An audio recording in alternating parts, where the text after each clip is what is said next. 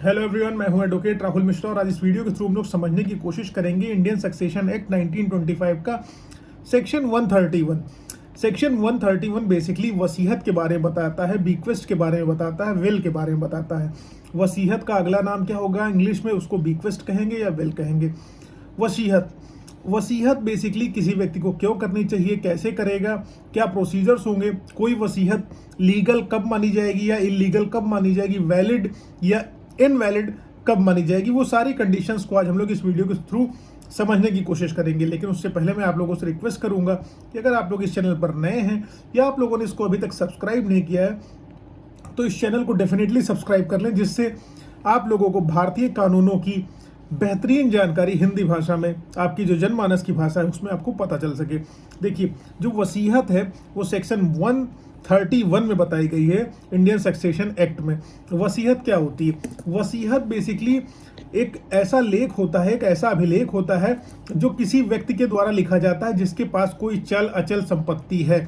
चल अचल संपत्ति से मेरा तात्पर्य यह है, चल संपत्ति जो स्थिर होंगी, एक स्थान से दूसरे स्थान पर नहीं जा पाएंगी। जो अचल संपत्ति जो मूवेबल होंगी, मूवेबल इन नेचर होगी। चल से मतलब कहीं भी आप उनको लेके जा सकते हैं। जैसे आपका वाहन हो गया, आपका म्यूचुअल फंड हो गए, शेयर हो गए, डिवेंचर हो गए, बॉन्ड हो गए, कोई भी प्रॉपर्टी जो आप होल्ड करते हैं अपने जीवन काल में, उसका उपभोग करते हैं, उसके बेनिफिशियरी जीवन काल में आप हैं।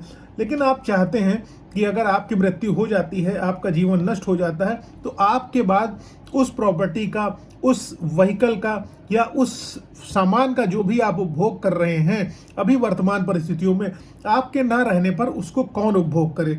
तो ऐसे में आप एक लेख तैयार करते हैं।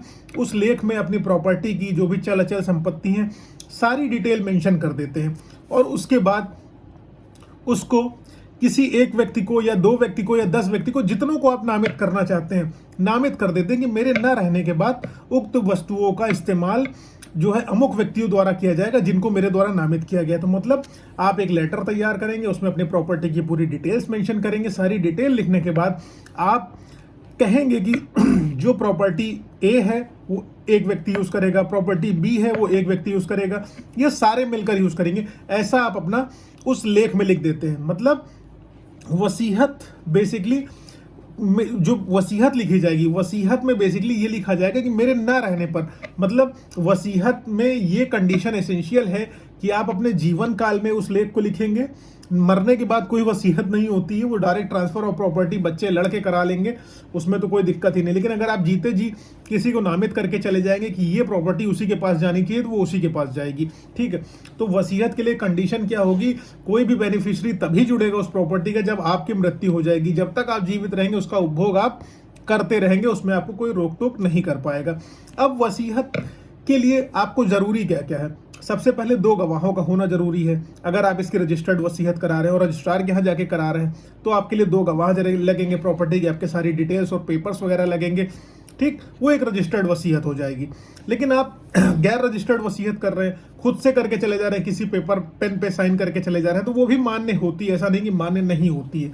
लेकिन अगर आप वसीयत कर रहे हैं, अब लेट से कि अगर वसीयत में गवाह नहीं है तो आप कैसे मान लोगे कि वसीयत वैलिड है? अगर उसमें गवाह नहीं होगा, कोई उसके अप्रोप्रिएट साक्ष्य नहीं होंगे, तो जो सक्सेसर्स होंगे आपकी वो लड़ाई करेंगे आगे चल के, आपको प्रॉब्लम क्रिएट हो जाएगी जिसके नाम आप वसीयत करके गए हुए। तो इस कंडीशन में आपको नामित करना होगा, गवाहों को भी बताना होगा कि ये गवाह थे, हम इन्होंने प्रॉपर्टी किसी XYZ बंदे के नाम करी हुई थी, मेरे सामने किया हुआ था, कहा था कि मेरे ना रहने पर ये तुम्हारे नाम चली जाए। ठीक, अब कंडीशन क्या आ गई?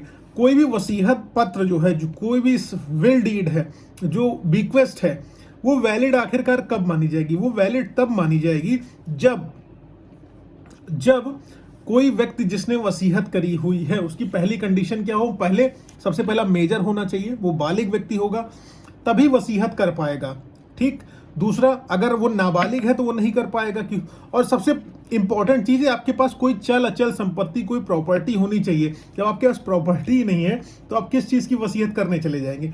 तो पहला, कोई प्रॉपर्टी का एग्जिस्टेंस होना चाहिए। दूसरा, वो व्यक्ति साउंड माइंड का होना चाहिए, उसका दिमाग एकदम स्वस्थ चित्त हो, उसने अपने पूरे होशो हवास में जो है वसीयत लिखी हो, ना कि नशे में लिखी हो या पागल या मूढ़ या चेतन जड़ व्यक्ति हो कि वो जो है उसके अंदर चैतन्य अवस्था में नहीं है, चेत अवस्था में नहीं, और वो वसीयत उससे लिखवा के सिग्नेचर करा के उल्लू बना के काम करा लो। बिल्कुल भी ऐसा नहीं होगा। कंप्लीटली जब वो मेंटली फिट होगा, मानसिक रूप से मजबूत होगा, तभी वो वसीयत करने में सक्षम होगा। तभी जब वसीयत की गई होगी तो वो वैलिड मानी जाएगी, अदरवाइज उसकी वैलिडिटी को कुछ भी नहीं समझा जाएगा। उसके बाद क्या हो जाएगा, जो कोई भी वसीयत लिखाई जाएगी बिना किसी अनड्यू इन्फ्लुएंस के, अननेसेसरी के प्रभाव में लाके किसी को नहीं लिखाई जाएगी। कोहर्शन के द्वारा, प्रपीड़न के द्वारा, मार पीट के, उकसा के, किसी भी तरीके से, जो अनड्यू इन्फ्लुएंस की कैटेगरी में आएगा। बेसिकली मतलब कोई भी ऐसा तरीका अपनाया जाएगा जो कि कानूनन सही नहीं है, किसी से किसी की कंसेंट लेने के लिए। बिना उसकी कंसेंट के आप वसीयत नहीं लिखा पाएंगे।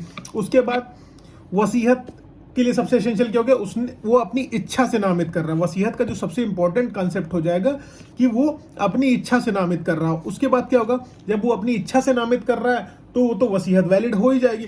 उसके बाद अगला क्या होगा कि प्रॉपर्टी होना चाहिए, मूवेबल इमूवेबल होना चाहिए, तभी वो वसीयत कर पाएगा। अगर प्रॉपर्टी नहीं होगी तो नहीं कर पाएगा वसीयत के लिए। इसलिए आप लोगों को क्लियर होगा कि वसीयत करने के लिए जो सबसे इंपॉर्टेंट एस्पेक्ट होगा, पर्सन के पास प्रॉपर्टी हो, मूवेबल या इमूवेबल होनी चाहिए, साउंड माइंड का होना चाहिए, मेजर होना चाहिए, और जो भी ट्रांसफर ऑफ प्रॉपर्टी होगी आफ्टर हिज डेथ ही होगी।